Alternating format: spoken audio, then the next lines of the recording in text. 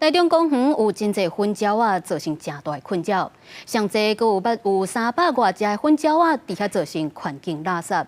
即马台中市府就引进节约的饲料，佮配合生物防治措施，希望会当对源头来控制粉鸟的数量，而且嘛希望民众会当配合，唔通来饲这粉鸟啊，若无就要罚钱。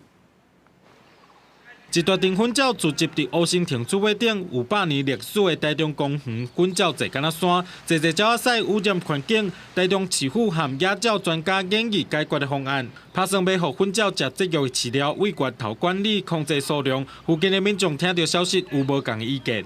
哦，粉鸟的，这是粉鸟啦，伊要到满些放屎。小人人话，若饲一寡粉鸟来，就讲。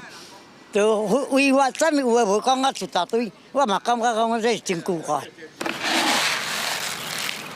用壳啊较饲料，黄青色的是节约饲料，红色的是一般的饲料。工作人员用蓝做伙饲的方式吸引粉鸟来食。节约饲料内底有蓝药啊，会当互粉鸟的卵膜都孵出鸟仔囝。建设局的厂商阁会用人仔掠粉鸟送互动保处处理。哦，这边有机关门嘛，那鸽子如果跑进去以后，它会自己跑进去。那进去以后，它就没有办法再跑出来。